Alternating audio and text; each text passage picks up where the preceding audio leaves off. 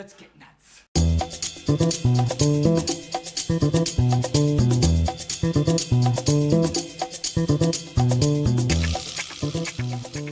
Well, hello, children. What is happening? Welcome to Film Junkee Live on your Monday. How are we doing out there? Hopefully good. Good to see you guys. Make sure you guys are subscribed to the channel. Do all that. Hit that like, thumbs up. Make sure you hit that like. Comment if you're watching later. Do all that. And we got football back. Holy crap. Aaron Rodgers, he didn't blow up in the first 4 plays this year, so he's good. He's good. But yeah, so it's nice to see football back. Always great. Monday Night Football. Hopefully you guys are doing great. We got plenty to talk about today. Still hot in SoCal, man. Still so hot in SoCal. Supposed to be the last day of this freaking heat wave, though. Hopefully that's the case. Anyways, all right. Who do we got here? We got Ryan. What's happening?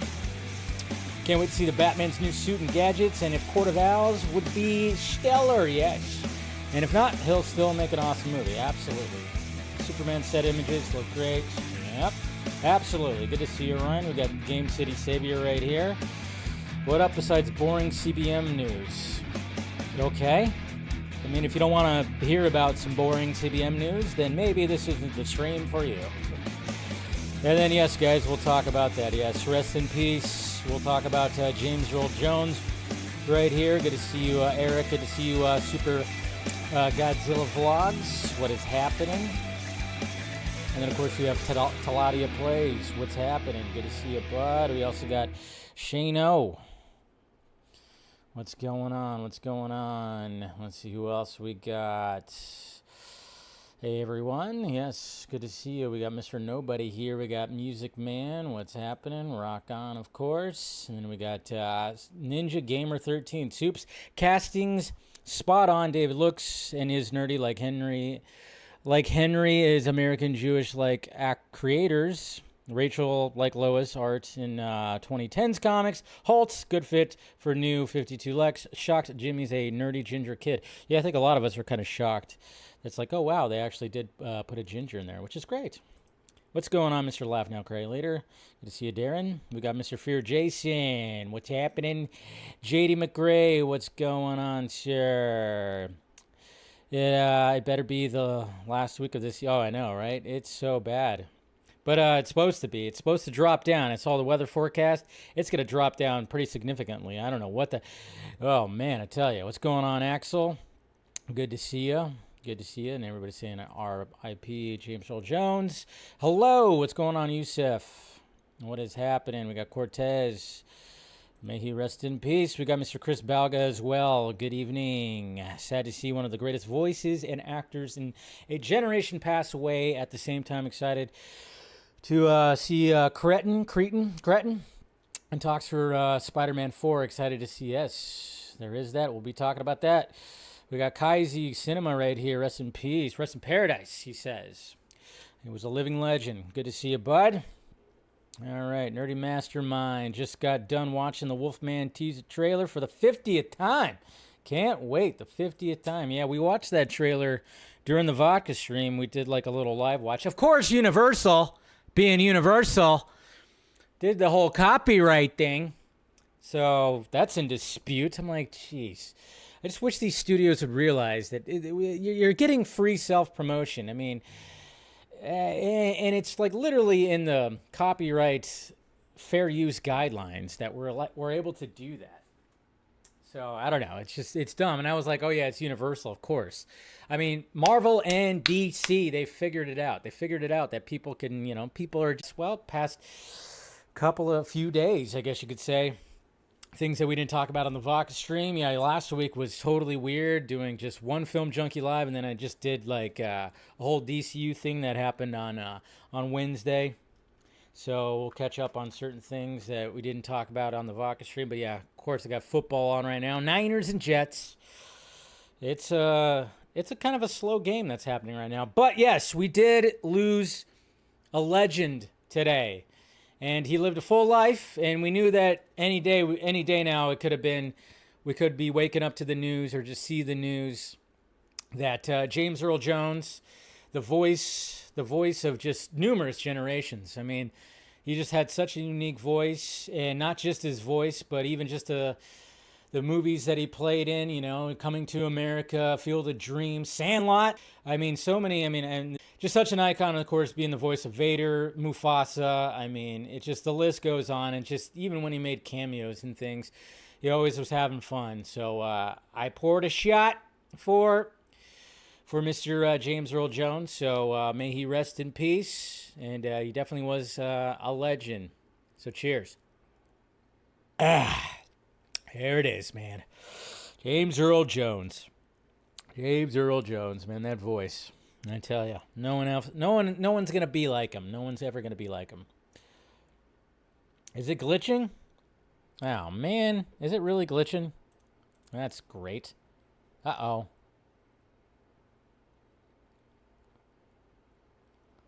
Of course it is. Why wouldn't it be?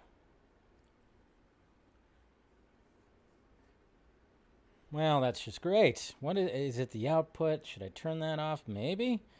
Well, I'm going to go ahead and do that just in case that's the reason. Hold on. If you can still hear me, hold on, guys. Hold on. All right. All right. Maybe? Nope. Still glitching? All right. Could have been because I was streaming at the same time, streaming the game, so I turned off the game. So I think we're good now. Should be good. I'm looking at the feed on YouTube. Maybe, maybe not. I don't know. It's such a weird thing because I'm like, is it glitching on Twitter? I don't know. Should be good. Nope. Whoop, whoop. On YouTube. So that's the thing. It's like a YouTube thing. Because I'm looking at it on Twitter and it seems like it's not glitching on Twitter. Is it because I'm also on whatchamacallit too? I might have to stop doing the multi-stream thing. Or at least just maybe do 2 streams. I don't know. I don't know, guys. I don't know. It's all weird. But anyways, I think it's good now, yeah. All right. Partially could have been because I was also streaming the game. So turn that off. Don't need the distractions when it comes to football and everything, so we should be good. We should be good.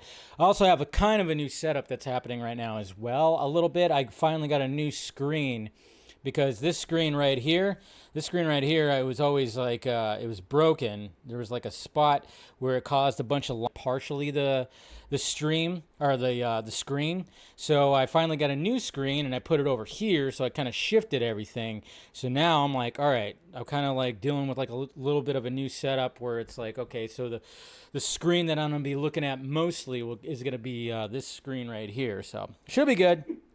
But anyways, guys, make sure you hit that like, thumbs up, hit the sub. I see you, Mama Film Junkie, in there.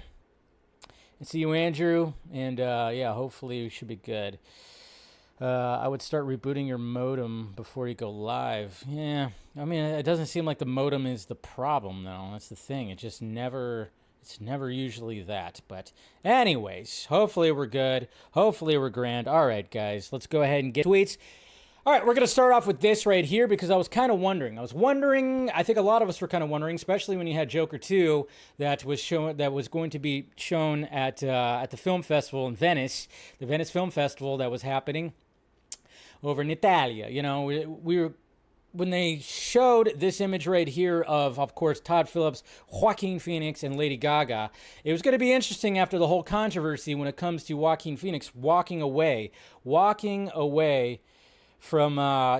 away from the whole the movie that he was a part of when it came to like the gay like private investigator guy or the gay detective or something like that. Well, here's the image right here of them, of course, at the whole thing. So, and then of course we got the response right here from Kyle Buchanan. He said, asked to share why he bailed on Todd Haynes. Joaquin Phoenix says, it would just be sharing my opinion on, and the other creatives aren't here to share their piece.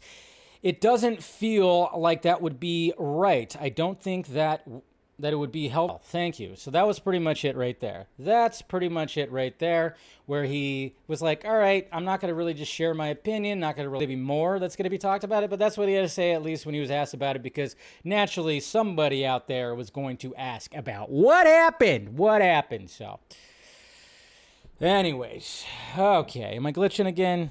Is this thing just going crazy?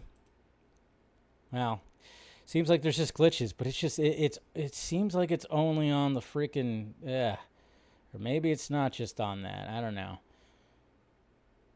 But yeah, maybe I should start rebooting before I rebooting the modem before we start going.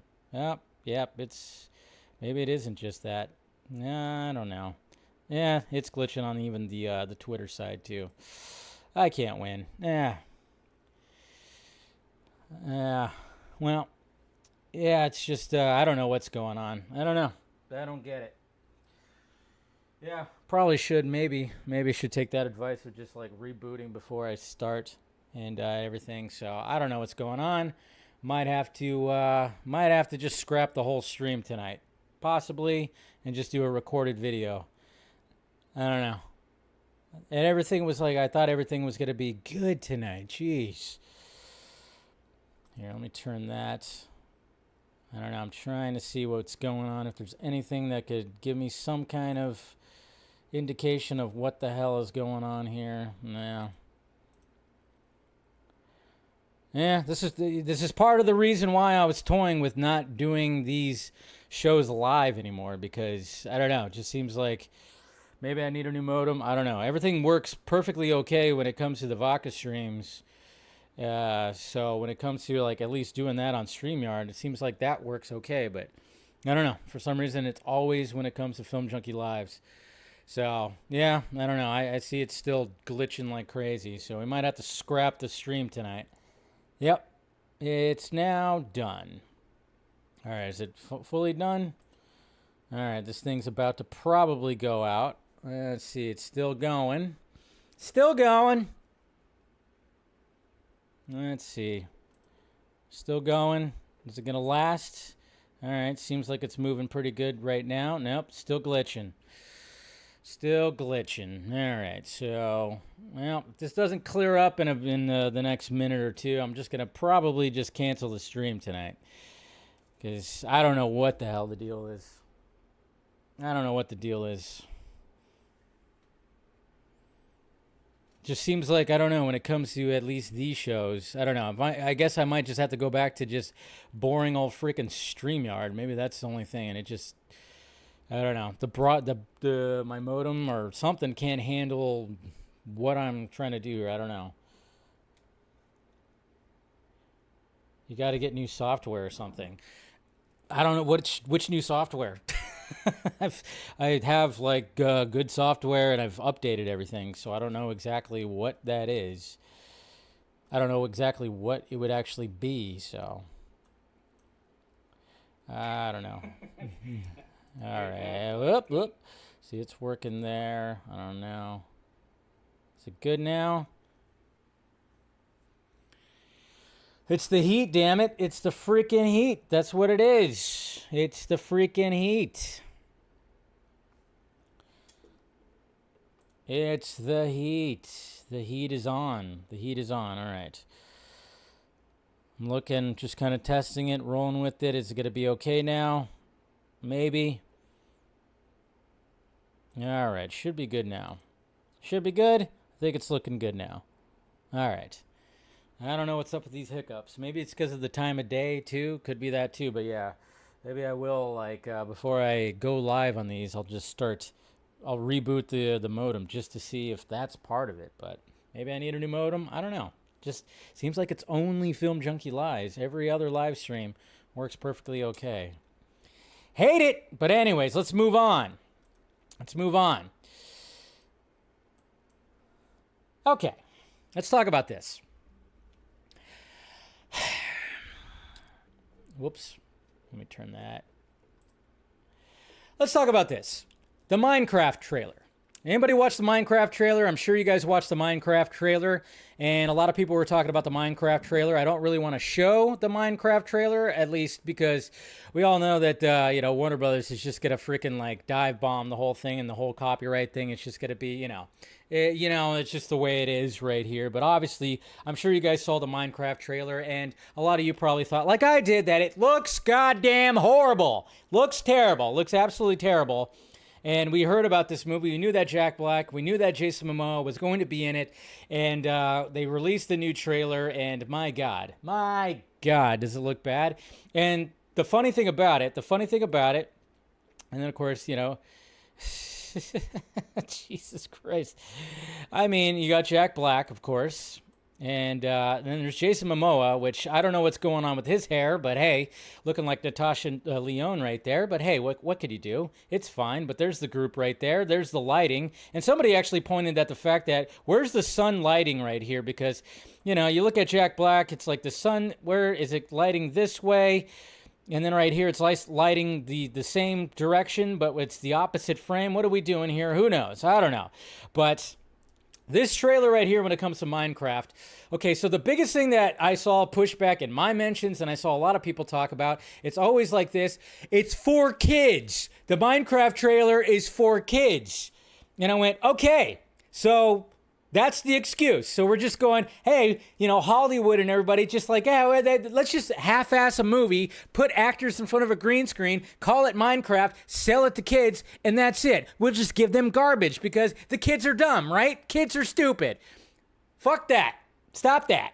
That's not a good excuse when it comes to this, okay? Because I know I'm not the target audience, okay? Because I didn't play Minecraft, and yes, I'm not a child, okay? But it is kind of funny, too, because it seems like some people, diehard people who have played Minecraft, I mean, the game's been out for what, 15 years or something like that? So some of them were kids at first, maybe. I don't know. Maybe think about that. But that excuse is such bullshit because it's like, no, don't say it's just for kids and just dumb it down like that, or that's the reason why. I mean, first off, parents still have to take the kids to the goddamn movie. And there's a lot of kids movies, or a lot of movies that are focused on kids and directed to kids that, hey, guess what, are good. And the trailers look good. So that's a bad excuse. So stop. Stop it with that excuse. Holy crap.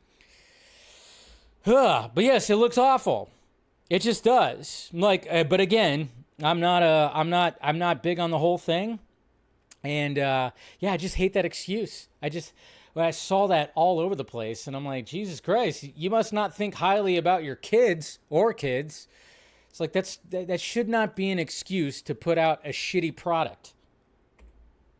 That's what I'm saying. I think that's what a lot of people are saying, too. It's like, it's no excuse. It's no excuse, man. And I'm telling you, I mean, you can't tell me that when you see this haircut that Jason Momoa is rocking, you don't think of Natasha Lyonne? I mean, hello. I mean, that was my first thought. I was like, holy crap. That's almost the same haircut right there. Think that haircut looks a little bit better on Natasha. I'm just saying. Woo-wee. Anyways. You know who looks badass that somebody posted right here? We got Wesley Snipes doing some posing as Blade from Deadpool and Wolverine right here. Just rocking that. Look at that. Look at that. You got the teeth and everything. You got the little... See, I love the fact what they did when it came to him. He's wearing the Oakleys. Obviously, he's got the sharp teeth going on right there. And then I just love that his goatee is white. His mustache is pretty much still black. And then, of course, he's got that little spot in his hair right there. And I'm telling you, and I'll just keep on saying it. I'll keep on saying it. And there, and then when it comes to Wesley Snipes, I'm like, just have him show up once again and just do like an old man Blade or something like that, and hand it down to whatever's going to be happening with the MCU Blade. I don't know. I'm still totally all about that. So, anyways, that's just me. There goes the stream. Are we good? All right, keep. Let me know if it's good. All right, and I'm getting tired of this, the Beau DeMayo thing. I'm getting tired of it, okay? As much as I've enjoyed when it comes to the X-Men 97 animated series, I'm getting tired of this guy because I don't know what the hell is even going on. But I mean, okay, so when this whole back and forth thing, when it comes to the creator of everything, when it comes to Beau DeMayo, it's like, okay, so he was sending pictures to coworkers that were, not pictures you should be sending to coworkers. And then, of course, he has an OnlyFans. And then, of course, he's using the whole excuse of like, oh, they're just doing it because, I don't know, which box do you want to check? Do you want to check the, it's because I'm gay, or is it because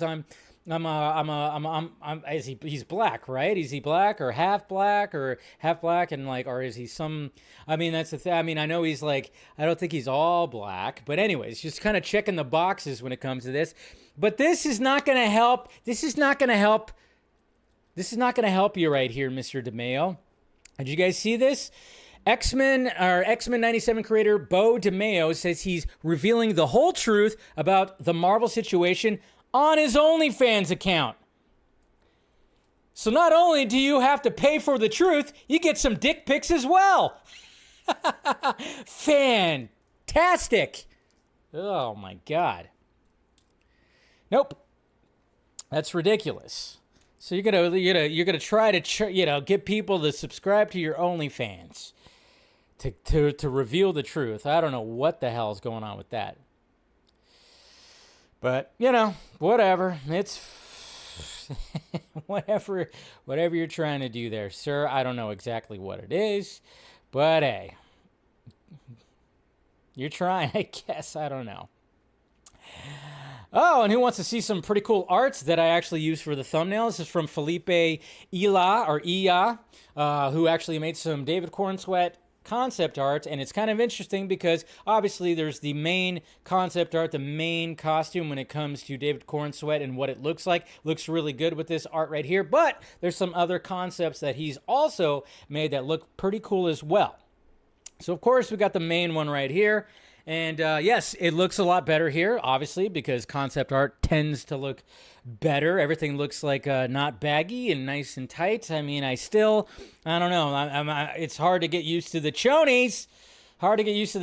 But we got some other concepts right here. We even got the Flesher type version, or actually more of the Kingdom Come type version when it comes to the black in the background right there. But man, the belt right here goes way up. That looks like he's just, that's a little too high right there. And then of course we have the original S. And then of course we have different versions right here. And look at this. We even have a trunkless, a chonyless, a going commando Superman. The only thing that I would say is push that belt down just a little bit and we are good to go. So good job, Felipe.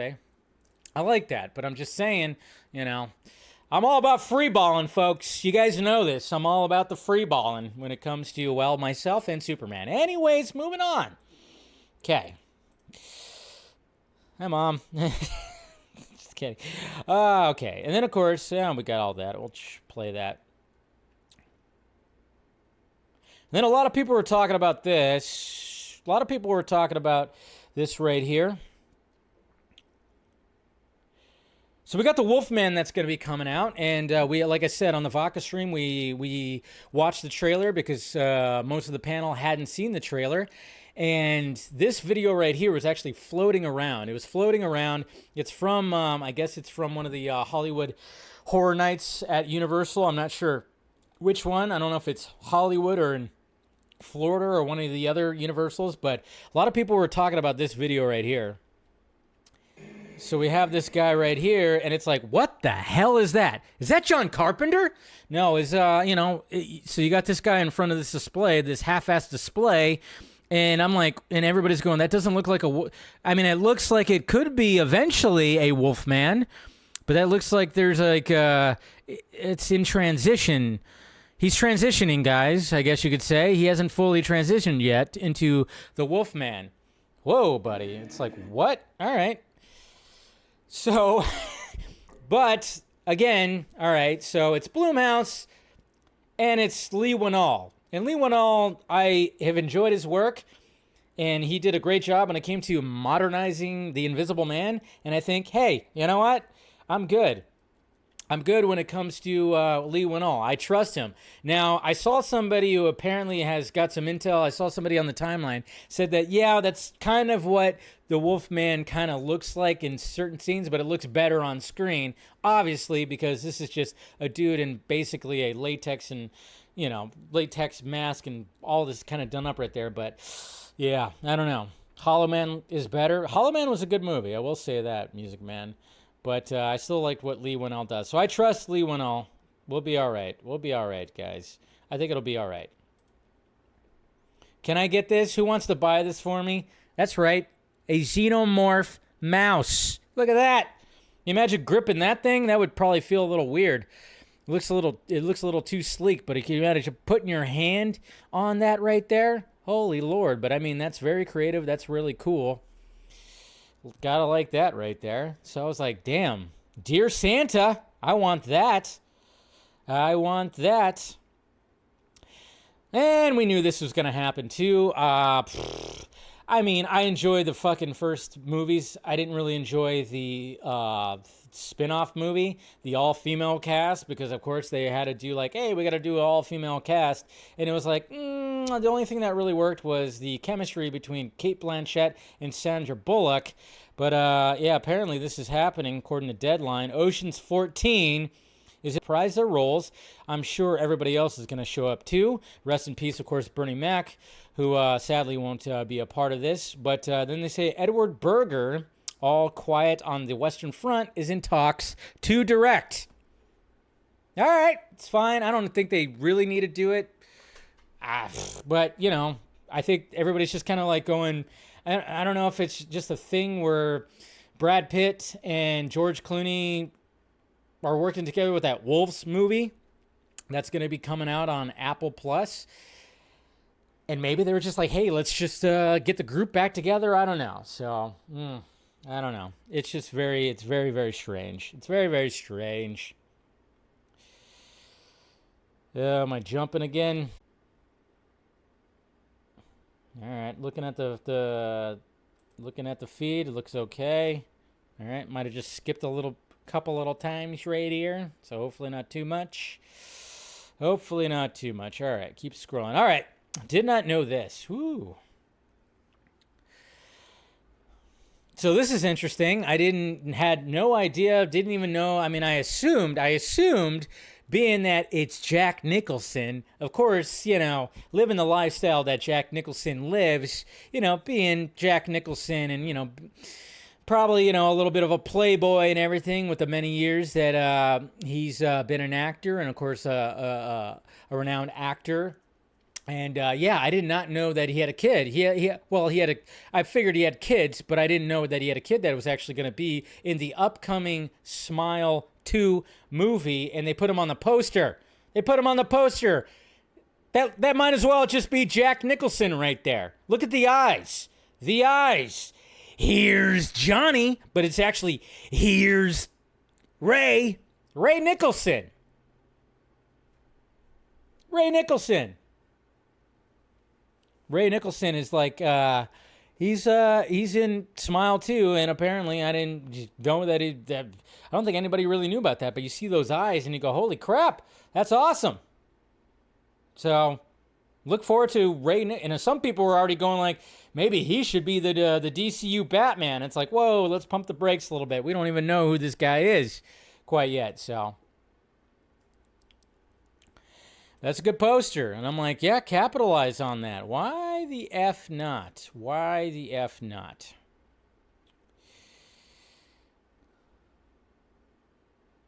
The hell? He has a kid named Ray. Yeah, Ray Nicholson. It's like, whoa, like father, like son. Pretty crazy. Yeah, and then I looked it up, and yeah, there's pictures of them. He looks like his dad. So, but it's so funny because, I mean, Jack Nicholson is probably old enough to be his granddad. So, let's just say, like I said, Jack Nicholson. I mean, let's face it, these actors, let's face it, they're pretty promiscuous, and they've had some oopsies when it comes to some of their time and the fun that they've had, So, is it still cutting out? Jack Nicholson's not dead. Don't worry.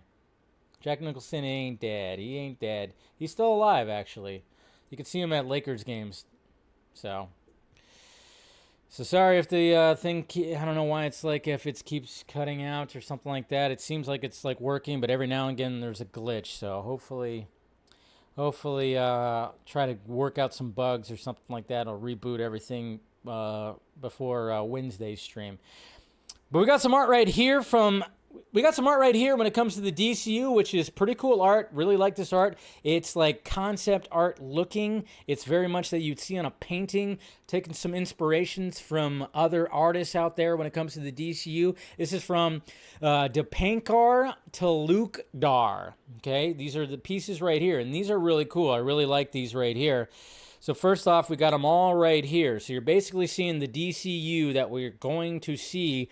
Obviously, the first one with Superman, and then we got the Authority right there, and then we got Supergirl, Woman of Tomorrow, and then we got Batman, Brave and the Bold. So that's cool stuff right there. So there's the Authority. That's going to be an interesting one because a lot of people don't know the Authority. It's going to be an interesting one that James Gunn and crew are going to have to sell, but they could do something pretty special when it comes to all this. And then there's Batman Brave and Bold right there, which, of course, shows Damian and Batman right there. Not too shabby, and I love how there's, like, dudes that have been beat up. It's raining, a batarang sticking out of someone's leg or something like that right there. I don't know. It just looks pretty cool, but cool art. Cool art. I like that. I love good art right there, and that just all looks, it's all very moody. It's all very moody, and we're going to be talking about that a little bit when it comes to the tone of the DCU and James Gunn and everything, so. And then we got, we mustn't forget this right here, and, Twilight of the Gods is going to be coming out this month. Zack Snyder's Twilight of the Gods, and we got Jay Oliva, of course, posting it right here. Stay tuned for the release of my animated series, Twilight of the Gods. Yeah, we mustn't forget that Jay Oliva is actually leading Twilight of the Gods, but Zack, of course, had a big, huge hand in it, and, of course, he directed the first episode and the last episode, so pretty good stuff. But, yeah, some more shots right here from Twilight of the Gods. I didn't go to the Twilight of the Gods where they showed the first 2 episodes, but I talked to people when I went to the Rebel Moon Director's Cut screenings, and basically everybody said that it looked pretty awesome. It looked pretty amazing right there, so looking forward to that. And then there's something with Zack we'll talk about in a little bit here. But first we're going to talk about Andrew Garfield. Speaking of the Wolfman, right? Oh, remember that whole thing? Oh, poor Andrew Garfield. Poor Andrew Garfield. I feel for Andrew because, when you're trying to promote other work and everybody just wants to keep on asking about Spider-Man and constantly asking about Spider-Man, and you can't say anything. You can't say anything because Kevin Feige installed like a little freaking explosive device on the back of your spine right here, the back of your neck, that if you say something, guess what? Kaplooey. You might as well be Amanda Waller, and you're a member of the Suicide Squad. And now, history is going to start repeating itself. Andrew Garfield's going to have to start getting asked these questions. And sure enough, Andrew Garfield shuts down rumors. He's appearing in Spider-Man 4. There are a lot of people who will just say anything to get clicks. You might have been duped, I'm afraid. I think Andrew Garfield might show up one more time at least, right, in the Spidey costume. Who knows if it's going to be Spider-Man 4? Yeah, that very much could be wrong. But we know he's probably going to show up again, but it's just going to be sad that he's going to have to do that whole thing yet again. So I feel for Andrew Garfield.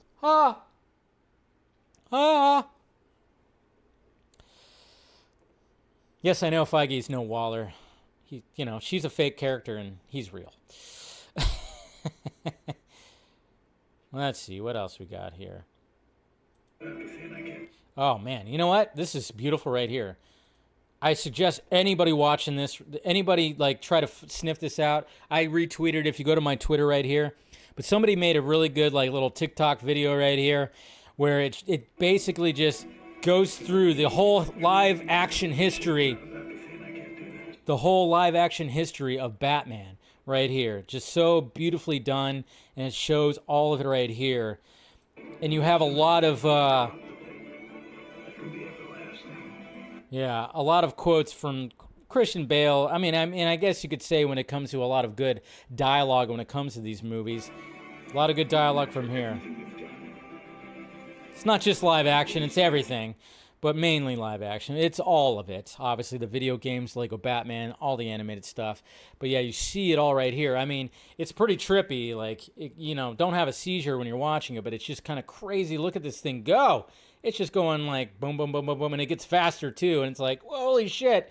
But it's just kind of just in a minute video, you're seeing like the whole breakdown of just Batman over the years when it comes to entertainment. It's just so freaking cool.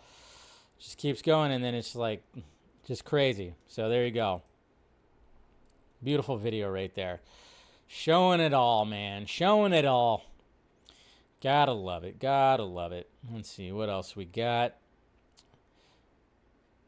Yeah, I'm gonna just do that. And okay, so we still have. It's been over a month, right? It's been over a month, pretty much. Yeah, it's been over a month since Deadpool and Wolverine came out, and we're still getting concept art from the freaking movie. The movie is still being talked about. I mean, when it comes to Ryan Reynolds and Hugh Jackman and Sean Levy, they're not really talking about it all that much. I think they've said what they wanted to say, and now it's all about just, all right, now on to the next thing. But there's still things that are being released, and there was at one point in consideration, and holy Lord, there is, it's kind of revealing, but it's okay because there's just enough shadow where you don't see something right here. But they even thought about showing Hugh Jackman's Weapon X.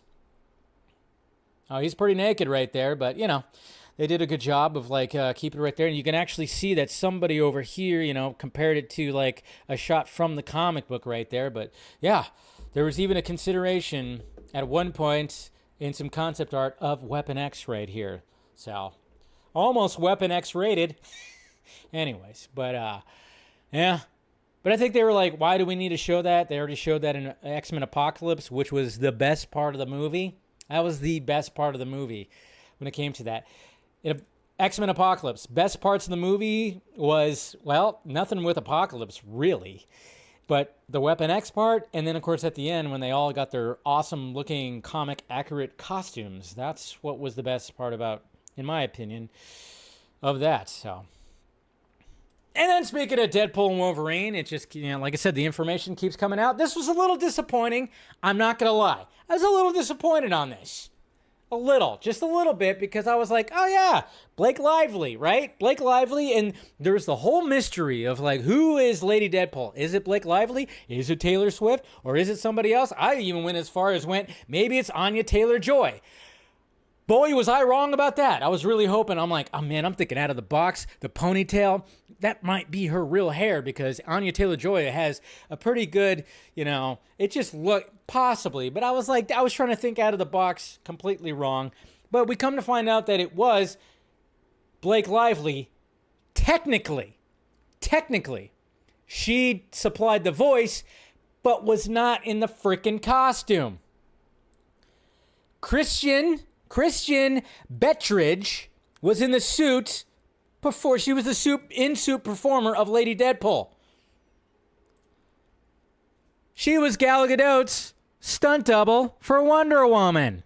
That's who was in that freaking costume. What? Yes. That's her. So a little disappointing, as I thought, yeah, Blake Lively, she was on set, of course. She would get in the costume. She didn't get in the costume. Little disappointing, but I get it. It's fine. It's whatever. She still supplied the voice. It's all good. But I thought, both, her and Ryan Reynolds' kids were, the kid pole and fucking baby pole. It's like, come on, Blake, get in the suit as well. It's all good. It was just a little disappointing. But hey. No big deal. No big deal. And then check this out. Somebody made, I love creativity. I love it when people create really cool stuff right here. And then this is pretty creative right here when it comes to Legos and Dune. Look at this. Somebody made the Thumper out of Legos. Look at this thing. That's right. That almost looks like they should have made this a popcorn bucket right here. Because it looks like it's popcorn. But yeah, somebody made this out of Legos right here. Made the Thumper out of Legos. I just love stuff like that, and I love Legos. That's pretty sweet. Oh, and we got Sasha Calle. That's right, Sasha Calle, who was Supergirl for a short amount of time, and I thought she did great. She just didn't have enough screen time, I thought, in The Flash. I was hoping for a little bit more. Seemed like, the scenes that she was in, she did very well when it came to Supergirl, but sadly, she was only going to be Supergirl for that amount of time. Because now we got a new Supergirl, and I always love this too, and I always think it's kind of dumb. I always, when actors get interviewed and then they go, do you have any advice for the new actor that's going to be playing, so-and-so? Do you have any advice? It's just, they always ask that. Do you have any advice? And then it's kind of, I don't know, to me it's even extra cringier because it's like, Sasha Calle, she wasn't Supergirl all that much, so they asked her, what's your advice to Amelia Alcock to play Supergirl, and it's like, well, this is what she had to say, and, just look at her because she's gorgeous, and she's wearing a very awesome dress. Oh my god. Have so much fun. You look so badass. I love that. Yeah, just fucking kill it. Yeah, have fun. There you go. Fucking kill it. Have fun, and that's usually what everybody says. That's why that's like, I don't, when they ask the actors, it's like they always just have fun with it, just have fun and whatever the hell. It's like there's no like advice. You're an actor, you're a performer, just do your job, But I like what she had to say. Fucking kill it. All right. But yeah, Sasha's looking pretty good. That dress was something else. That's for damn sure. And then we have this right here. Oh, yeah, and speaking of icons when it comes to acting, Kathy Bates, she just revealed that after her final role is going to be the Matlock reboot series that she's going to be in, and she's retiring. So good old Kathy Bates is retiring from acting. Good on her. Makes sense. She's had her time, and she's like, whatever, it's fine. That's cool. So she, gave a little bit of advice right there. And then, you love seeing this too. We got Michael Keaton. Hanging out with his grandchildren on this, in his trailer on the set of Beetlejuice right there, fully in makeup. So that's always nice to see. Got the grandkids showing up right there. You'd love to see that kind of stuff. And then, guys. Denis Villenueve, Dune Part 3, Dune Messiah, whatever you want to call it. And I know I always say his name wrong. You guys always give me shit for that. I get it. I know. I'll never learn it. But I'll never learn it correctly. I get close, but never quite there, right? Anyways, when it comes to him, obviously he was at the Toronto Film Festival, supporting some, the films that are out there right there. And he basically confirmed that, yes, he's working on the Dune 3 script, even though we already kind of knew this. But, I mean, I guess it's kind of cool to hear it from, from him, I guess. The response to Dune 2 was fanatical. Fanatical, definitely was. Oh, wow. What did you make of that fanfare around the movie? Man, the thing is that it was very moving because when we did the part 1, and when it was released at the end of the pandemic. So I didn't have the chance to be in contact with the audience. It was like more of I felt disconnected from the audience. So when we did the tour for part 2, and then we felt the joy and the appetite for the second film, that really went straight to my heart to see how much people were waiting for the film and ready to love it. Is there a script for the third one yet? It's in the works. Yeah, that's why I'm not staying here very long. Okay, thank you. That's right. He's like, it's in the works. Not gonna stay here that long and everything. So, bam. So, but I love that. I love the fact that he actually said this, like, because it was a much better response from Dune 1 to Dune 2 because he was able to see the reactions and go to some screenings and stuff like that. So, we just love to hear that he is working on it. But I would not get my hopes up, and I do worry it's going to be like a Matt Reeves Batman Part 2 situation where it's going to take a lot longer than the first two because let's face it, he's already admitted that he has like 3 or 4 other projects he wants to do. He doesn't want to just jump right into Dune 3. And not to mention, you know, the story timeline, it does take place like further, you know, from the second or from the first book to that book, is there's like a time, there's a gap. So I guess he could actually utilize that. So, but I just don't want to be like, you know, every time we get a Dune 3 update, we're working on the script, like we've been getting with Matt Reeves and Batman Part 2. It's just like, I have a feeling it's going to be like that, because we're probably not going to see, it's probably not going to go in production for like another 3 or 4 years, you know. He's going to be doing some other projects before that, so. Yes, I know, Stephanie. I suck. I have to sit there. You know what I have to do? I'm literally gonna have to like approach like hearing his name over and over, and like it's like I'm learning a language, you know. And then I just gotta repeat it like numerous times. That's what I gotta do to fully get that name right there. Okay. Dave Bautista. Some people are worried about Dave Bautista. That's right, Dave Bautista. He's also at the Toronto Film Festival, and oh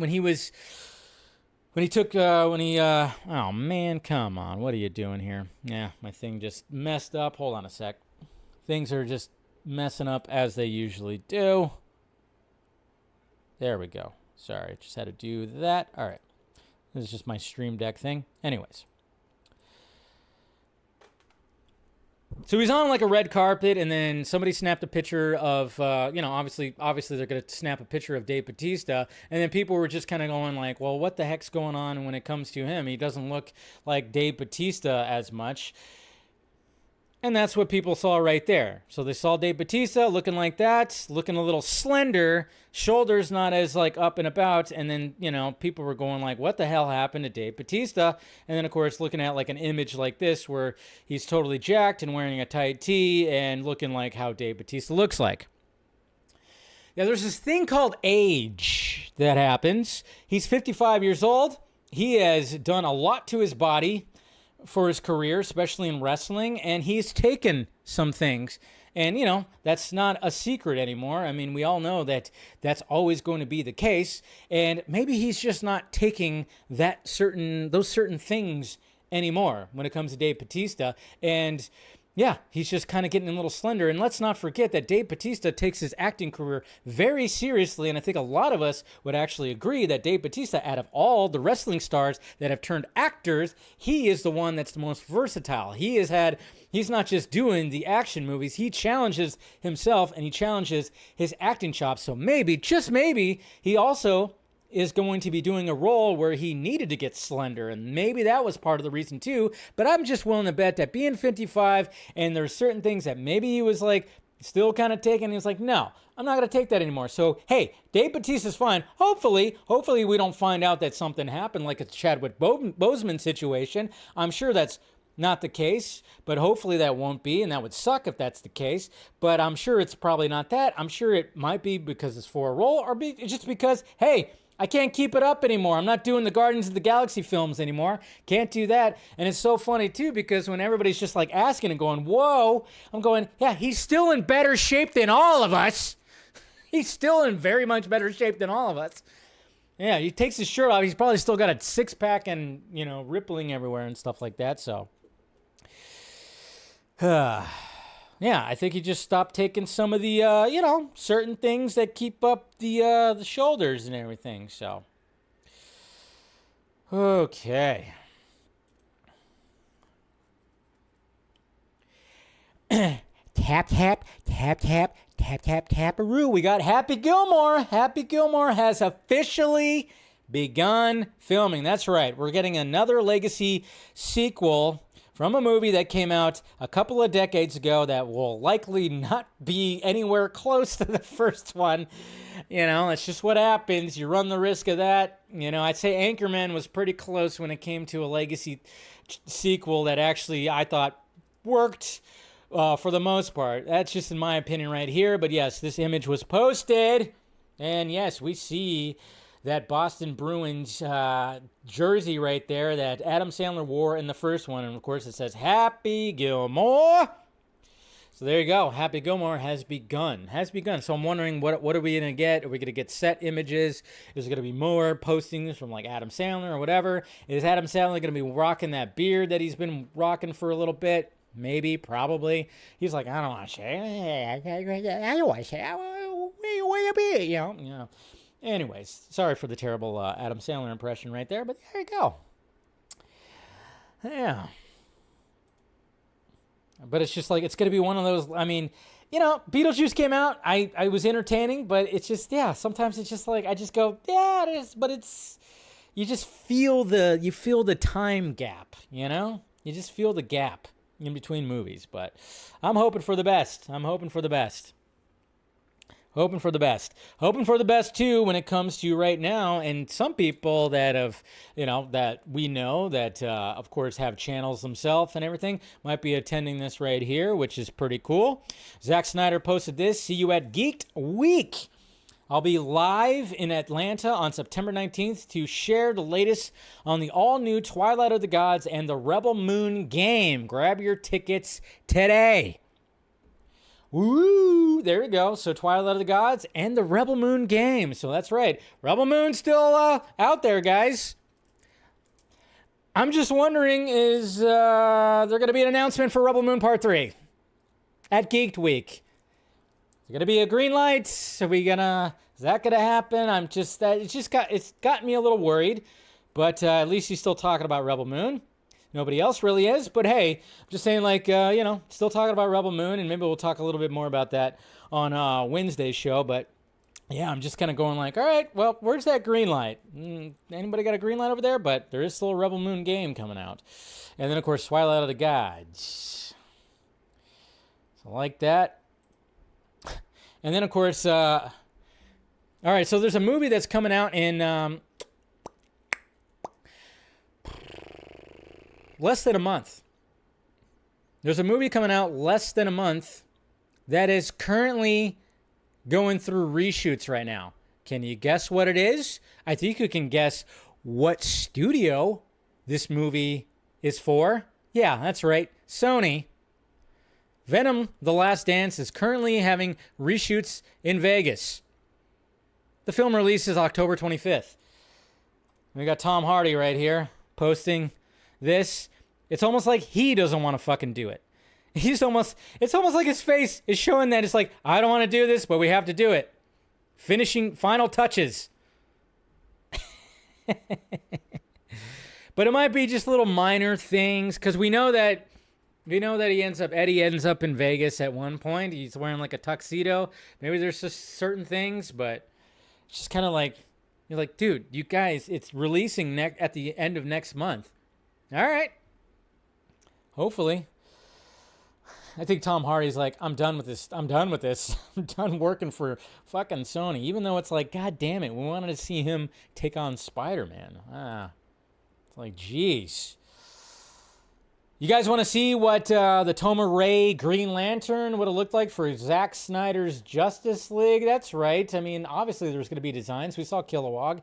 We saw the first Green Lantern, obviously, in the history lesson. I always forget what his name is when it comes to Zack Snyder's Justice League. But, you know, we all knew that when it came to the original idea for the ending of Zack Snyder's Justice League, or the end of Justice League, where who was going to be visiting Bruce Wayne at the lake house. It was not going to be Martian Manhunter, but of course things got rearranged what it was, but it actually was going to be some Green Lanterns, and Toma Ray was actually basically one of the Green Lanterns that was going to be showing up for that scene. Green Lantern Toma Ray official concept art for Zack Snyder's Justice League by Konstantin Sekaris. The artist indicates that these pieces were for something that did not happen in a film project a few years ago. Yeah, I think we all know what that is right there. So that's what he looks like. Up close, looks like Toma Ray. There's the back right there. And there's more of the front. And then, of course, we have the 3D look right there, which looks pretty sweet. It's a good Green Lantern costume. I like the color scheme. The black, the silver, and the green all looks pretty damn sweet. So there you go. Release the Green Lantern scene. I know there's still that hashtag out there, which, well, I mean, they never completed the VFX for that, so sadly, I don't know if that ever will actually be the case. But you know what Zack Snyder should do? You know what Zack would, if he could? I don't think he can, because he doesn't really technically own that footage. But it would be really cool if he would somehow just like release, or Warner Brothers would, you know, if they were to, you want to have some interaction or something like that. I don't know if they actually released the scene, the Green Lantern scene that he shot in the driveway, you know, if he'd actually would release it, with the green screen and all, and then just have Photoshop and artists actually put the finishing VFX in it, why not? Why not do that? Why not do that? Just have like the audience do that, and then maybe pick a winner for some kind of shit. I don't know. They're not going to do that. It would be pretty sweet though.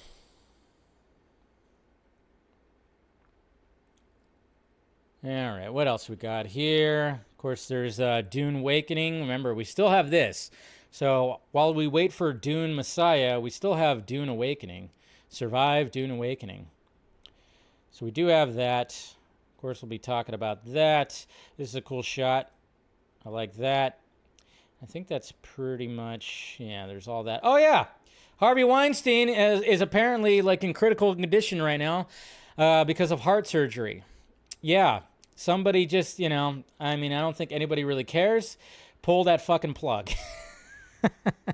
Pull the plug. Nobody wants that guy to live. Am I right? Fuck that guy, right? So, yeah, he had emergency heart surgery, and they're trying to keep this man alive for what? I don't know. Ridiculous. Absolutely ridiculous. But there you go. So if you were wondering what was happening with Harvey Weinstein, he had emergency heart surgery, and now he's in critical condition. So hopefully, maybe, because I don't think anybody would be like, oh no, fucking Harvey Weinstein passed away. I don't think anybody would actually say that. So just, you know, let the motherfucker, you know. Nothing of value would be lost, right? Let him suffer. That's all I'm saying, you know. I think we're all kind of looking forward to that day. Nobody's going to be sad. No one's going to say R.I.P. I'm definitely not going to do R.I.P. and show the prayer fucking emoji. I'm definitely not going to do that. No. I think we're all going to kind of cheer when Harvey Weinstein, for all the shit that we've heard and everything like that. Jeez. All right. Got through the tweets, guys. Sorry for the little glitches and stuff like that. And just because of that, I'm pouring like another shot. Because why not? It's Monday. It's the end of Monday. I already had the bottle out there right there, so I'm going to take another one. Whoop, spill it, of course. All right. Whew. I wonder what's going on with the game. Oh, man. Ugh, warm vodka. You got to love that. Whew. All right, let's talk some DCU news. Let's talk about some of the DCU news right here. We're going to talk about a couple of things that came out. And we're first going to be talking, and we're going to be seeing Mr. David Corenswet right here. That's right. Apparently, he's friends with somebody who runs like a little bit of a podcast. Somebody named Sleazy Salamander posted this right here, a clip from talking to David Corenswet. Not the first time he talked to David Corenswet. He actually talked to Corenswet before, but of course, he couldn't say anything. David couldn't say anything, but he has talked to him now about things. Let's see. And let's see. He talked about he posted two clips right here that I'm going to be showing right here. And thank you to DCU Brief who clipped these and put them on Twitter. Here's the first thing, talking about the obstacles of playing Superman. Next question from Abby CRRZ, Abby Cruz. What are some obstacles you faced while filming Superman? I have this weird neuroatypical thing where like I hear the question literally and I'm like just trying to think of literal obstacles. Like I ran into a wall at one point. Yeah, I got beat up. That was But that was fun. But yeah, like, there was this glass thing that I was supposed to fly through. Oh, I walked into a door. That was a good obstacle. Next question. So there you go. Superman walking into walls and doors. You got that. And then, of course, he talks about, talks about that thing that we all talk about when it comes to these actors getting into superhero shape. How many calories got you? And then, but I mean, listen to what he says in the amount of time and the amount of pounds that he gained. How many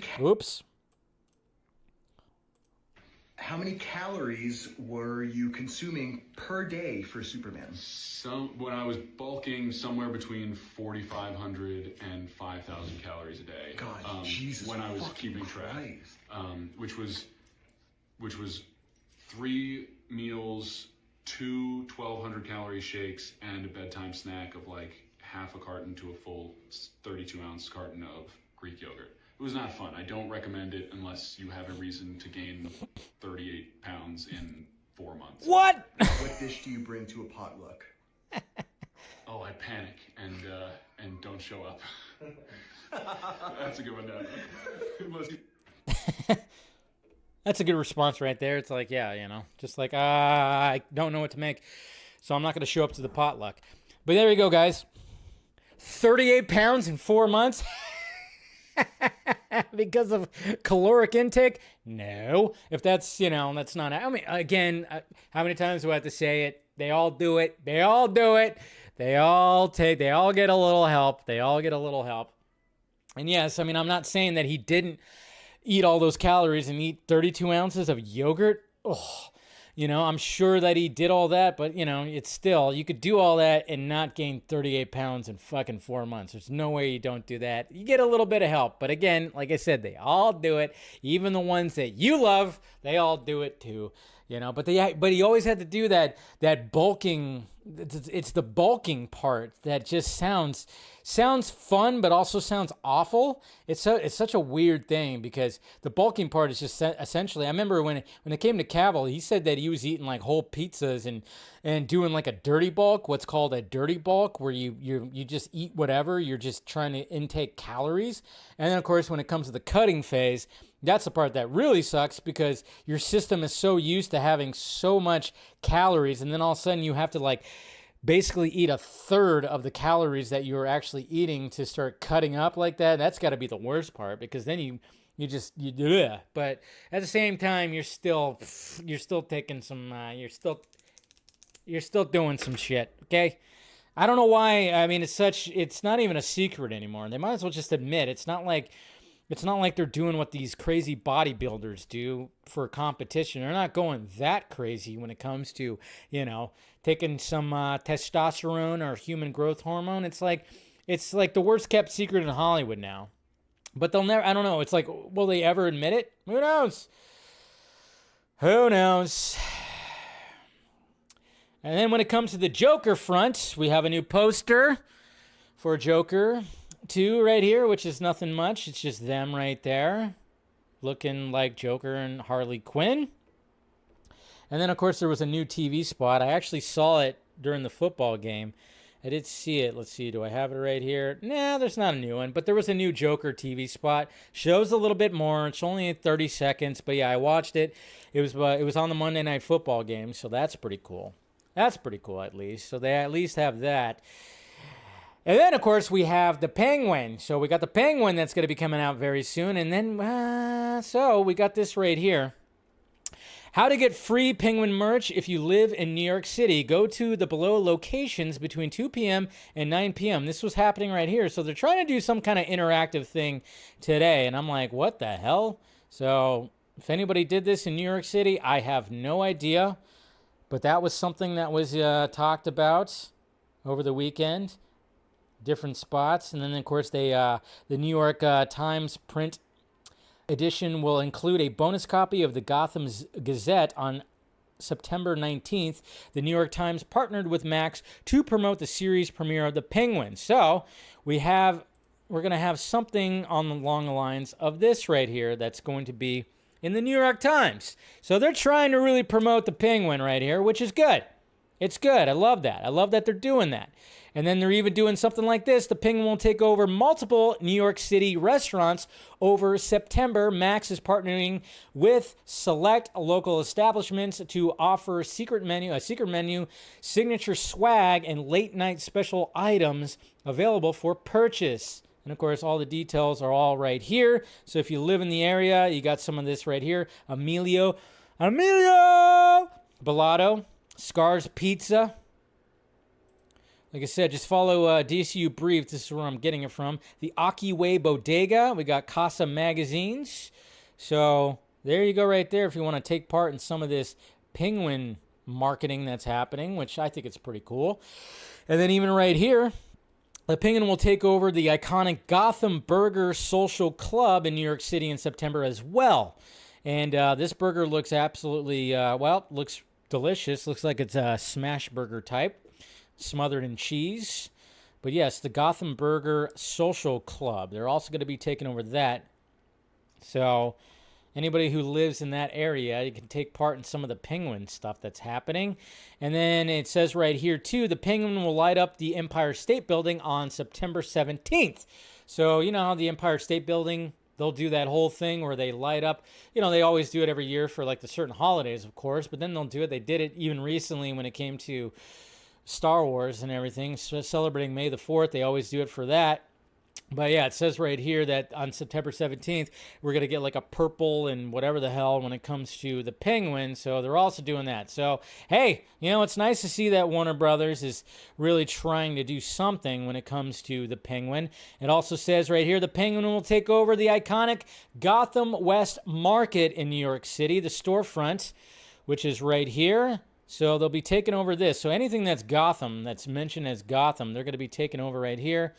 Will be transformed to reflect the world of Oz, offering discounted the Penguin specialty items. Eat, drink, bike, cook, play. All fun stuff. So anybody in the New York City area, you're going to have some fun. And then, of course, the Penguin will also have, you know, the New York, they're going to have New York City screenings at the Alamo Draft House and everything. And there's going to be some Q&A that's going to be happening on September 12th. So that'll be cool. And then, of course, there's going to be the Penguins Iceberg Lounge experience that's going to be happening in France, Spain, the Netherlands, and Thailand. That's right. Fans will enjoy Penguin drinks, food, and merchandise. Merchandise. Hashtag the Penguin SDCC, which I don't think that was actually a thing, but, you know, that's just the thing that was at SDCC that I thought was cool. But, yes, they're going to be doing stuff like that as well. So they're doing a lot of marketing. They're trying to get the word out there. I mean, that's not even it. Jesus Christ. I'm scrolling up here, and I'm like, how much crap is there? The Penguin will have a booth at the Feast of San Gennaro Italian Festival in New York City. So if you live in New York City, I'm just saying, if you live in New York City, there's a lot of Penguin things that are going to be happening. So go here. Go here, and this will offer exclusive Penguin merchandise and street food. The Penguin's purple Maserati will also be there. So you get to look at the Maserati if you go to this location as well. They're going all out for the Penguin, guys, which that's good. That's good. It's nice to see. It's very nice to see that Warner Brothers and DC Studios are really trying to push this out there, you know? So the burger looks American. Yeah, smothered in cheese, Droga. That's how we like it. That's how we like it, smothered in cheese. Although my dad does not like cheese. My dad does not like cheese. That's right. Papa Film Junkie hates cheese. The only cheese that he likes is pizza. He only likes mozzarella melted, of course, on pizza. Other than that, dude can't stand cheese. My dad's Mexican. He doesn't like cheese. That's what I'm like, what the hell? My Mexican dad don't like cheese. What are we doing here? It's always a running joke. Anytime we go out to eat, you know, it's just one of those things. He likes tomatoes, though, which I don't like. Gross. Absolutely gross. All right. Oh, and if you wanted to see what the Gotham Gazette cover was going to be looking like, there it is right there, Gotham Gazette. The Penguin on Thin Ice. Womp womp. So there's what that little cover is going to be looking like when it comes to the New York Times. Gotta love that kind of stuff. Gotta love that. And then, of course, let's see. We got some other things, too, when it comes to Peacemaker. Not to mention when it comes to Joker, there is a... Well, when it comes to the Joker, you can already get your tickets for IMAX and everything like that. But we also got Saul Rodriguez, who, of course, is playing Sasha Bordeaux in Peacemaker Season 2, which does have an association to Bruce Wayne. She was posting some, posting some selfies, some pretty hot little selfies of herself wearing the Peacemaker hat right there. So just take that in. Does it look better than the burger that we showed earlier? Maybe. I don't know. She's pretty hot. Not bad. Not bad to look at. She's not smothered in cheese. But, Peacemaker is. I'm here all week, guys. That's that shot of vodka talking right there. Anyways, okay. So, yeah, we had that. And I think that's pretty much it when it comes to at least that stuff. But, then we have Matt Reeves. We have Matt Reeves. Now, Matt Reeves has luckily been talking a lot. He's been talking a lot when it comes to the Batman. We talked about it last week. We talked a little bit. He gave us just a little. He gave us some crumbs, some breadcrumbs when it comes to the Batman Part 2, and then of course when it comes to even just his Batman world. But then, of course, the showrunner, I forget her name, but the showrunner has been doing interviews, and basically the showrunner was saying that, no, there's not going to be a Batman presence in the Penguin. They said, like, nope, there's no Batman, whatever. And then, of course, a lot of us, like me, was kind of going like, okay, why would you actually say that? Because, if the last episode happens and we get a little Batman, that'd be kind of cool. All right. But then you also said Batman. You didn't say Bruce Wayne. But here we go with Matt Reeves, who basically just wanted to rip the Band-Aid off. The Batman director, Matt Reeves, says they discussed having Robert Pattinson in the Penguin, but ultimately turned it down. Damn it, Matt. What are we doing here? Damn it. I'm a point of view filmmaker, he tells Total Film in our new issue, of course, that's coming out on September 12th. When I'm doing a Batman story, Batman and Bruce is going to be the main point of view. To explore the Rogues Gallery, they could never get the real estate we can do in a series. So Batman is in this show only as a sense that he's a presence. You're aware that all of these events began because of the Riddler, but the Riddler doesn't appear and Batman doesn't appear. When pushed if Bruce Wayne might appear, Reeves explains that they did consider it briefly. It would have made some sense given that in the Batman, it was revealed that many people were involved in the Gotham renewal program that Bruce's late father, Thomas Wayne, had set up. Perhaps then Bruce might have had part of a play in the reconfiguration of Gotham's underworld. Reeves, a rapid talker, takes a breath. Rob is not going to be in the show. I'd rather take the Band-Aid off now. We did talk about all that, but we felt the best way to do this was to go on a grand exploration of a guy grabbing for power in this moment. Just rip the Band-Aid right off.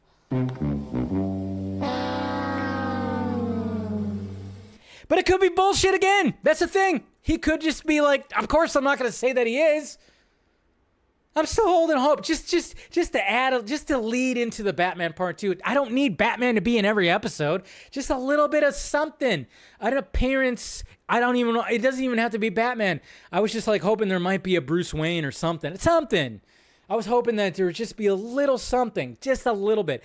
Again, I don't need a, but we'll see what happens. I mean, again, I'm hopefully going to be enjoying the Penguin series as a whole, it looks phenomenal. And apparently there are people out there that have seen it. I've seen it on Twitter. There are people out there that are going like, I've seen episodes of The Penguin, and oh my God. So we're going to be getting a lot of that soon. So, but yeah, Matt Reeves basically saying, no Batman, no Batman, no Batman and the Penguin. We're good. We're good on that. And now we got Jimmy Guns. That's right, Jimmy Guns talking about, of course, Creature Commandos, which, a lot of people are just kind of going like, the Creature Commandos, what the fuck is that? Well, it is the case. But, I do like the fact that it's like, all right, yeah, do something a little bit different, and how we're going to kick off the whole DC universe with this animated show. But, yeah, we have an Entertainment Weekly interview with James Gunn right here. James Gunn teases how Creature Commandos kicks off his new DC universe. This is a way for people to just take a little nibble and see what it tastes like. All right, so obviously he's talking about this right here, and we'll get to the quotes. It says right here, the thing I've always loved about DC Comics was that you had your mainstream comics that always ran, but they also had these tonally different comics like Watchmen and The Dark Knight Returns and All-Star Superman. It was different from Marvel in that way. That's something that I really want to retain within the studio, that every project is going to bring a different vision by the artists who are creating it. He said this before, and we're just kind of just like, yeah, we're hoping that this is the case. And I know some people are just like, we're not seeing it yet, James, because you are just kind of like running a lot of things that are happening right now. But I think this is something that he just wants to capture. But at the same time, the thing I worry about is like the fact that it's like, okay, you're doing these obscure characters. Is it going to grab an audience? Obviously you got the main characters, but then of course when you have like Creature Commandos, it's like, all right, are people going to tune into that? Probably not as much as you hope it's going to be. And then, of course, when you have something like The Authority, that kind of worries me too, even though I'm very much intrigued on how they take that. But then I love the fact that there is going to be a Supergirl movie that's not going to be the Supergirl that people are going to expect. And I'm just like kind of loving that. But then this is where it's kind of funny right here. Because a lot of people are making these jokes. And yeah, you can make the jokes. So he's saying it right here. I'm used to dealing with oddballs and irregular types and weirdos. Because you are one. That's what Guardians is. And Creature Commandos is kind of like Guardians without the sentimentality. The Guardians are really good characters at their heart, and that just isn't necessarily the case with the creatures. They're the Suicide Squad. That's the thing, that they're just a version of the Suicide Squad. He's already done the Suicide Squad. One of these days, he's just going to have to admit that Creature Commandos is essentially just the Suicide Squad, but they are like these crazy characters that are kind of paranormal and weird and all this kind of stuff. Because, the Suicide Squad it's basically just inmates. They're just inmates, and they could have special abilities for sure, but they don't all have special abilities. When it comes to the Creature Commandos, yeah, it seems like it's all just kind of like a paranormal Suicide Squad. That's essentially what it is. But it was just kind of funny. It's like, okay, James, yeah, we get it. You're trying to sell the Creature Commandos, but essentially it's just a more darker Suicide Squad. It's a darker Suicide Squad. So there you go. And we don't need to read the rest. He talks about all this. Well, we could read this last quote right here, I guess you could say. Superman is the true start of everything. It's a humongous epic. This is a way for people to just take a little nibble and see what it tastes like. There are a ton of fun references to other DC stuff, a bunch of hints for things that are coming. So I think it's just an extraordinary, fun way to start. Fun. So apparently there's going to be some things, some seeds, I guess you could say, that might be planted when it comes to Creature Commandos. And I'm like, all right, cool. It'll be fun to spot some of that. But at the same time, it's like, all right, we'll see how many people actually, if it's going to capture some general audience. Is it going to make a splash? Kind of like what the Harley Quinn show has done. So I'm kind of wondering about that because the Harley Quinn show is like, what? We're 4 seasons in? Something like that? Creature Commandos? It's going to be interesting. It's going to be interesting. Like I said, we're in a whole different kind of new universe kind of thing. And I'm curious to see what happens when it comes to all that. So there we go. All right. So what else we got? Is there anything else when it comes to DC? Let me see. Let me just make sure I covered everything. I think I pretty much covered everything. Should be all good. Yeah, we're all good. Yeah, we all good. Oh, yeah. That's okay. All right, let's just show this because I totally forgot about this. Going back to Matt Reeves in the Bat universe. Barry Keoghan, I mean, stop asking Barry Keoghan about the freaking Joker. I mean, the dude gets he gets awkward. I mean, he's an interesting character. He's a very interesting character. And, you know, if you watch Saltburn, let's face it, he's done some interesting things in there. And, well, you know, he's also danced butt naked throughout a mansion, which I'm going, what, you haven't done that? Well, I consider my apartment a mansion, so maybe I'm just like in my own little fake reality. Anyways, he got asked from Variety about this right here, so here we go. What's up with Joker or Batman? You know I can't say much. I Camera looks right at me. They just cleared it up. They said you could tell me everything. They said that? Yeah. And look, we'll see where that goes. Again, incredible experience, and you know, yeah. That's it. I can say. That's all I can say. He can't say anything. He keeps on covering his mouth. It's like, come on. You can't say anything. You can't say anything. Jesus Christ. Sorry if that sounded like it was low on volume. I was like, God damn it. I forgot to turn the volume up on the actual video. But yeah, he can't say anything. He's like, you know, he's not going to be able to. And it was just like, yeah. It's just like, yeah, just make it awkward, I guess you could say. That's all. Oh, man. So anyways, so that's pretty much it. That's pretty much it when it comes to DC stuff right here. So let's go ahead and jump to the second topic right here.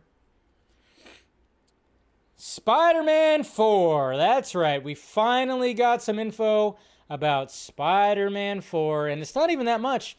It's not even that much, but it's interesting. It's interesting, and the reason why it's interesting, because I'm sure you guys saw who is in talks. It's not even confirmed yet. It's a scoop. It's from Boris Kits, and it's like it's just kind of like an in talks kind of thing, and everybody's been kind of going like, hey, what's going to be happening with Spider-Man 4? We haven't heard much about it, and I know there's the whole Sony and MCU thing, but yes. Exclusive! Spider-Man 4, Destin Daniel Cretton in talks to direct. Exclusive. Of course. That's just the headline right there because that's all it is. But what's interesting about this, in my eyes, is just kind of going like, oh, you mean the guy who directed Shang-Chi and then was supposed to do maybe the sequel, and then you guys gave him Kang Dynasty, but now Kang Dynasty isn't happening, Doomsday is happening, Russo brothers are back, and you don't want to get rid of this guy. Apparently Shang-Chi 2 is not a high priority, so then you're just like, hey, you want to direct Spider-Man? Please don't leave us. Please don't leave us, Destin. Please don't leave us. We want you to stay here. Please don't leave us. And I totally get that because Shang-Chi was fucking awesome. I mean, come on. I wish there was another Shang-Chi that was coming out, but I get it. It's not high priority, but I know apparently he's supposed to be like, he'll be a part of the Avengers movies, which is good. But I mean, some of the fight choreography and everything and just the way that movie flowed, I thought was great. I mean, it wasn't a perfect movie. It had some, you know, stupid moments as Marvel Studios movies tend to have. But I'm just kind of going like, if he wants to take on this, cool. But it's just kind of funny because it's like, it's almost like, hey, you know, we know that we took your movie away and then we're not doing Shang-Chi 2 quite yet. Here, take Spider-Man. At least they have faith in him to do a Spider-Man movie. And I think they could do some really cool things with that. If you look at the choreography of Shang-Chi, he could do some really cool shit when it comes to the choreography of Spider-Man 4. That should be good. That should be good. So, yeah, there's that. So that's the rumor, not the rumor, but that's apparently what's been happening right now in the Marvel Studios world. We have a director, which I think it's going to happen, but we don't quite have the official kind of thing. So,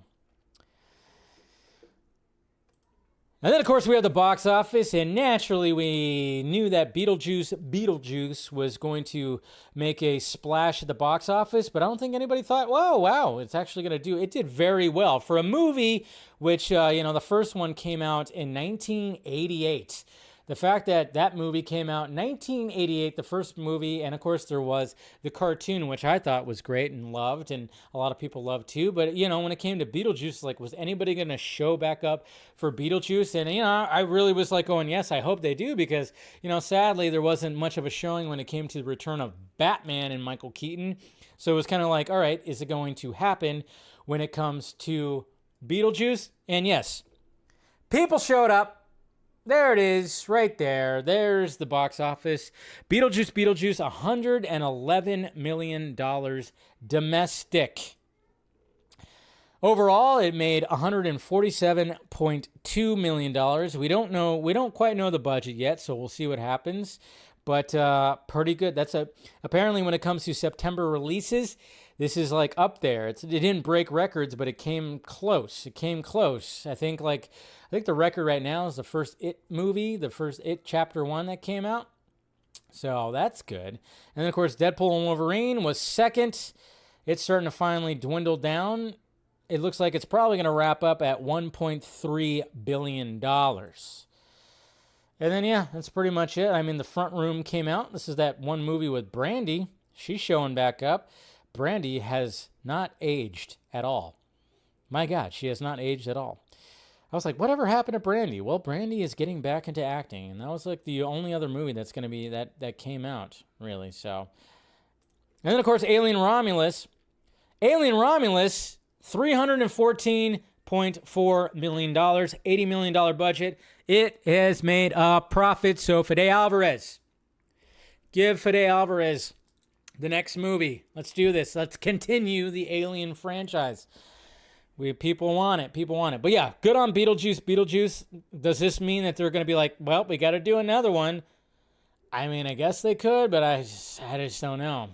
I don't know. Should they do another one, or should this be it? I mean, I guess if they want, yeah, they might. If this continues to do well, they might try to be like, hey guys, can you do another Beetlejuice and just have a trilogy? I don't know if that's going to be the case though. It's going to be interesting to see how they react to it. But it all depends on it, obviously first weekend, very well, but it could have a really significant drop for the second weekend. But that's a pretty good opening. I don't think anybody really saw that happening, so. Sorry, I got an itchy nose. I don't know, allergies or something like that. Anyways, I keep rubbing my nose. All right.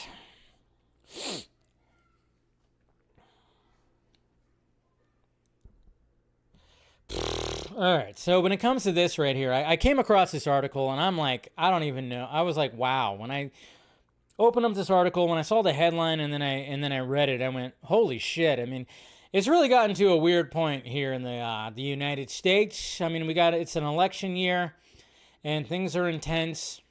Things have already been intense. One of the people that is trying to be president got shot at, and, well, essentially got shot.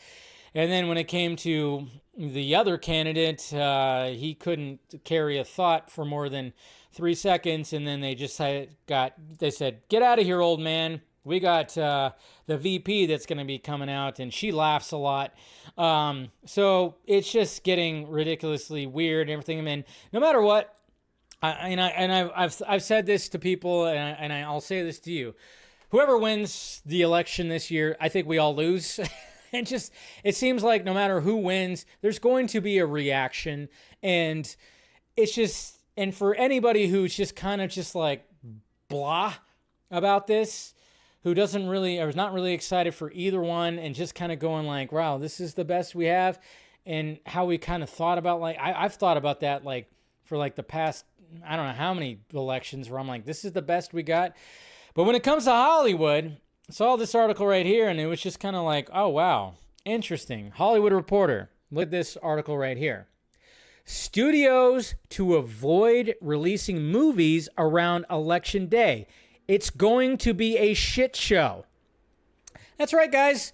There's not going to be any movies that are going to be coming out, apparently, that weekend of the election. Studios have voted, and the decision is unanimous.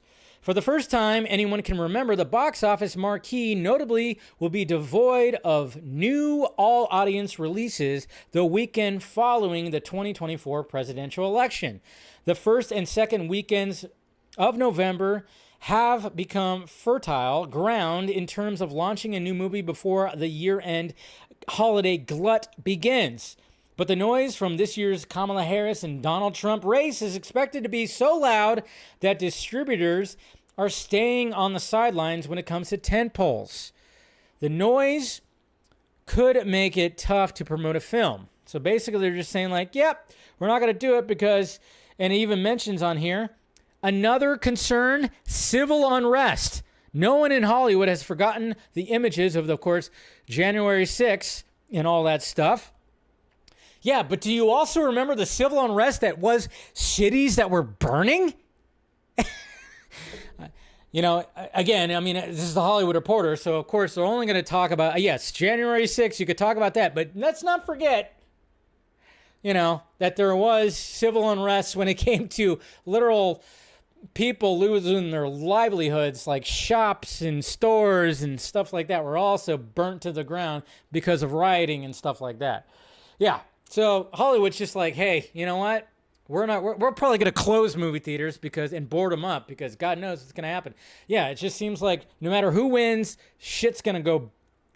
People are going to hit the streets and start doing some stupid shit because, I don't know, it's just gotten to that point when it comes to all this. So, yeah, don't expect any movies really to be coming out. I'm sure there's going to be new movies, but there's going to be small movies that are just going to be fitting there. But, yeah. Apparently, when it comes to some of these movies, they're just like, Hollywood's going, yeah, we're just going to remain silent. We're going to wait till Thanksgiving. You guys have fun. Try not to burn the streets down and stuff like that. It's all freaking crazy. It's all crazy. So, there you go, guys. Yeah, I just saw that article. I'm like, wow, that is interesting. And it just kind of shows you. When I was a kid, growing up, a lot of us, just growing up, when it came to election time, you know, you really didn't think too much about it. You knew about it. I remember during history class, we talked about it, and other times it's like you talk about it and then, you know, people go and voted, and then the person who got voted in was the new president, and cool. You read up about him and stuff like that. It's gotten so crazy now with social media and just the way that things are right now. It's gotten so fucking crazy that there are so many people that are just going, gee, they're fearing, and I'm fearing of shit that's just going to go down by whoever wins. Like, whoever wins, people are going to lose their minds. You know, one side is going to lose their minds. And the way that, you know, what always happens too, whoever wins, the other side's going to be like, well, they cheated. There was voter fraud. It's happened like crazy. Happened with the last election, the election before that, and the election before that, and the election before that. That's what always happens, you know. Whoever wins, the other side goes, voter fraud. Okay? It happened with both right and the left. And so stupid. So there's always going to be like this civil unrest. And now Hollywood's like, shut it down. We're not going to release any movies. I don't blame them, I guess, but it's just the way it is. So there you go, guys. No movies the first couple of weeks of November. It's going to be slow. It's going to be slow when it comes to all that. At least the first week. All right.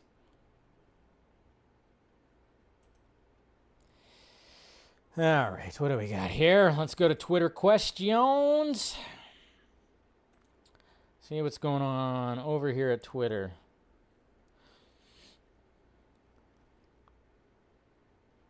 All right. Here we go. Twitter questions. We got Eric right here. Hey, Dave, you brought up how the Minecraft film acts like kids are fun with stupid. Got me thinking.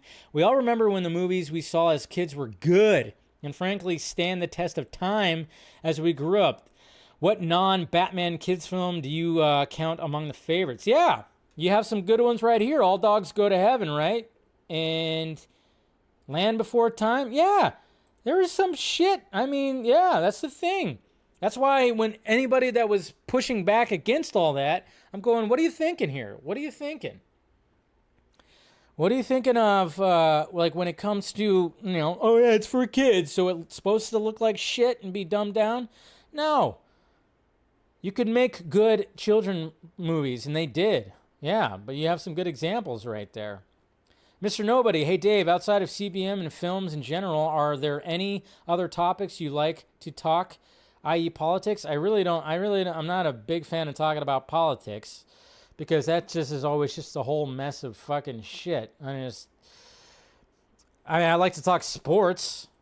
I like sports. I like baseball and football. Not really basketball, but, those two.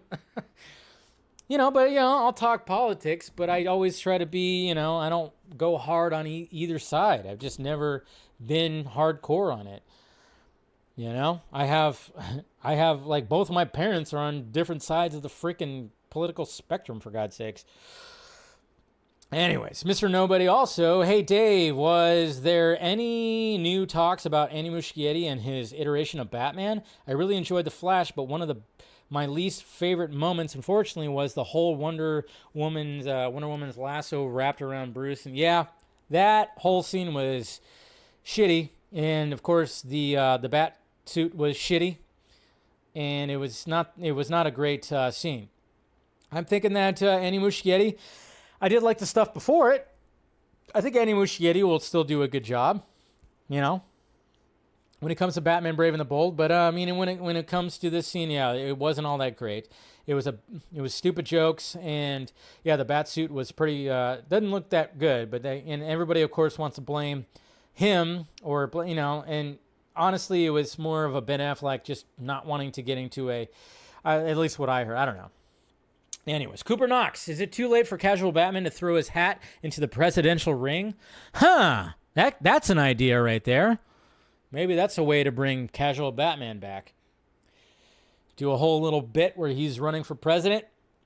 He's literally the only one who can make this election season entertaining. So, that's an idea. Now you got me rubbing my chin. Devon Wooter, hey Dave, did you watch the Batman edit video on Twitter? Man, that video was so nuts. And I don't know which video you're talking about. There's a lot of them out there. Did you watch Rebel Ridge? It was so good. Yeah, I haven't watched it yet. We did talk about it on the Vodka stream. I do want to watch it. I've heard good things. Aaron Pierre, he's what's so good of the movie. I hope he gets Jon Stewart. Yeah, we were talking about that too. And James Earl Jones. What is your favorite movie? I'm sad. I can't believe it. Yeah. I would say like Sandlot. Him showing up in Sandlot, and I love Sandlot so much. I mean, of course, Star Wars. Empire Strikes Back, but, Field of Dreams is up there too. Darkness Under the Wind. Dave, question 1. With James Earl Jones now passed away, do you think Lucasfilm will no longer use his voice for Darth Vader? Well, apparently, from what we gathered, when it came to the Obi-Wan series, I think he gave permission, because I think he gave permission for them to utilize his voice in whatever way that they wanted to. So if we do hear Darth Vader's voice again, it's not going to be actually James Earl Jones. I don't even think it was actually James Earl Jones when it came to the Obi-Wan series. He gave him permission to do that. So I think we will hear Vader again, and it's going to sound like James Earl Jones, but it's going to be like AI generated and all that stuff. So I say don't lose your mind about it. I don't think anybody should lose their mind, because he gave permission for that. So question 2. If Reeves is still the truth, if Reeves is still telling the truth about Batman not appearing in Penguin, who else would appear to end it? Harvey or tease a villain? I would think they would actually tease a villain. I would actually think they tease a villain. They probably tease a villain if they're not going to tease Batman. I showed the video. Oh, is that the video he was talking about? So the video he was talking about when it came to like the Batman, I'm like totally drawing a blank. Which video would I show? I don't even remember. Anyways, yeah. So yeah, if they do tease somebody, it could be like whoever's going to be the main baddie in the Batman Part 2, which could be Clayface, could be like that, you know, the Silver Age, Golden Age Clayface or something like that. So yeah, it's like what. You know, what exactly could they show if they're not going to show Bruce or show Batman? They could show whatever's the villain. And then, yes, yeah, you sent a question, the same question you put right there, Axel. Yeah, dude, I do want to continue to do to do facts videos. They're fun. I already have the idea for what the next one's going to be, but that is a good idea, too. It's about doing the Teenage Mutant Ninja Turtles 1990 version. Yeah. That's definitely a good one that I would like to do a facts video on. But the next one I'm going to do, I already have it in mind. I just got to start, you know, piecing all the research. I got to do all the research and then, of course, write the script for it all and then do all that. But, yeah, those videos are fun. You know, they don't get a ton of views when it comes to the initial video. But then when I start clipping them out, they go crazy all over the place. I mean, that's the thing. And that's one of the that's a piece of advice that I would give anybody who's like doing this kind of stuff is, yeah, you know, normal videos, sometimes they just, you know, you hope that they, you know, they land and they get out there, but sometimes it's a little hard. But man, when you do like YouTube shorts or even TikTok videos or Instagram Reels or something like that, the algorithm is much more kind to all that simply because human beings have short attention spans, I guess. we all just like to scroll. So, you know, I did the Superman facts video, 20 facts about Superman 78. That was fun. And then, you know, it got some views. And then when I clipped all that out, some of them got, you know, a lot more views when I did that. Same things happened with the Batman ones, and I'm still posting some of those. So they're fun to do where it's like, oh, yeah, you know, eventually just kind of just do all that. But, yeah, the next one is also the next movie that I'm going to be doing is celebrating an anniversary. I'll leave it at this. I'll leave a little tease.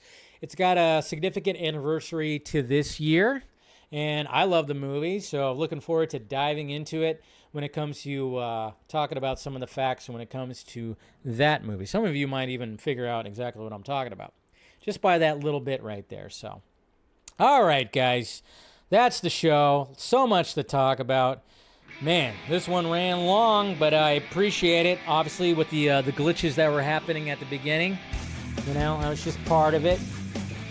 Not sure exactly why all that was happening, but hey, it does happen. So, but thank you guys for, of course, showing up. Hit that like, thumbs up before you leave. Make sure you subscribe, and I'll see you guys on Wednesday to talk about some more movie nonsense. Follow me on all the sock meds that are around me, and I'm gonna get back to watching this football game. All right, guys, love ya. Talk to you later.